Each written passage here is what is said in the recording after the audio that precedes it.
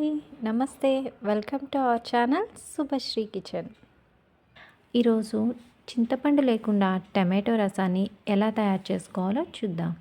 ముందుగా శుభ్రంగా కడిగి పెట్టుకున్న టమాటోలను తీసుకొని ముక్కలుగా కట్ చేసుకొని ఒక బౌల్లో వేసుకోవాలి.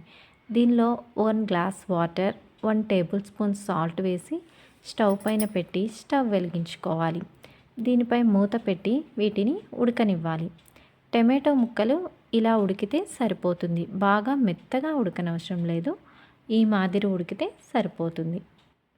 ఇప్పుడు స్టవ్ బంద్ చేసుకొని టమాటో ముక్కల్ని వేరే ప్లేట్లోకి తీసుకొని చల్లారనివ్వాలి. చూడండి, టమాటో ముక్కలు చల్లారాయి కదా. ఇప్పుడు మిక్సీ జార్ తీసుకొని వాటర్ని ప్లేట్లోనే విడిచిపెట్టి టమాటో ముక్కల్ని మాత్రం మిక్సీ జార్లో వేసుకోవాలి.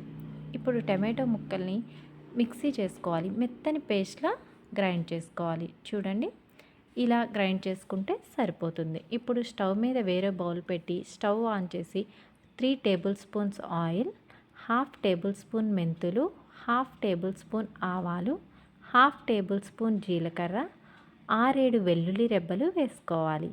2 ఎండుమిర్చి ముక్కలు, 3 పచ్చిమిర్చి చీలికలు వేసి కాస్త ఫ్రై చేసుకోవాలి. చూడండి, ఇవి ఫ్రై అవుతున్నాయి కదా. ఇప్పుడు కొద్దిగా కరివేపాకు వేసి ఇంకాస్త ఫ్రై చేసుకోవాలి. సన్నగా పొడుగ్గా కట్ చేసుకున్న ఒక ఆనియన్ని కూడా ఇందులో వేసి ఫ్రై చేసుకోవాలి. లైట్ గోల్డెన్ బ్రౌన్గా వచ్చేంత వరకు ఫ్రై చేసుకుంటే సరిపోతుంది. మరీ ఫ్రై అయితే టమాటో రసం టేస్ట్ మారిపోతుంది అన్నమాట. ఈ మాదిరి ఫ్రై అయితే మనకి కరెక్ట్గా ఉంటుంది. మిక్సీ చేసి పెట్టుకున్న టమాటో ప్యూరీని ఇందులో వేసుకోవాలి. మనం పక్కనే పెట్టుకున్నాం కదా వాటర్, ఆ వాటర్ని కూడా ఇందులో యాడ్ చేసుకోవాలి.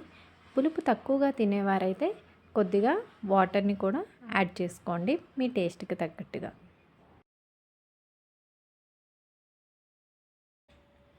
ఇందులో ఒక 1/2 టేబుల్ స్పూన్ పసుపు, 1 టేబుల్ స్పూన్ సాల్ట్ యాడ్ చేసుకోవాలండి. అక్కడ ఒక 1 టేబుల్ స్పూన్, ఇక్కడ ఒక 1 టేబుల్ స్పూన్. అంటే మరి మీరు మీ కన్సిస్టెన్సీకి తగ్గట్టు మీరు ఎంత సాల్ట్ తింటారో దాన్ని బట్టి యాడ్ చేసుకోండి. ఇలా ఉడుకుతుంది కదా. ఇప్పుడు ఇందులో కొంచెం కారం, కొద్దిగా ధనియాల పొడి, కొద్దిగా కసూరి మేతి కూడా యాడ్ చేసుకోవాలి. యాడ్ చేసుకున్నాక ఇలా మరగనివ్వాలండి. టమాటో రసం మరిగిపోయింది. ఇప్పుడు ఫైనల్గా చాప్ చేసి పెట్టుకున్న కొత్తిమీరని వేసి స్టవ్ బంద్ చేసుకుంటే టమాటో రసం రెడీ. దీన్ని వేడివేడి అన్నంతో తింటే చాలా బాగుంటుందండి. కొత్త టమాటా రసంతోనే తినేయచ్చు. ఫ్రై ఉంటే ఇంకా బాగుంటుంది. నేను క్యాబేజ్ ఫ్రై చేశాను. టమాటో రసం, రైస్, క్యాబేజ్ చాలా బాగుంటుంది. మీరు కూడా ట్రై చేసి ఎలా ఉందో కామెంట్ చేయండి. Please like, share and subscribe. Thank you.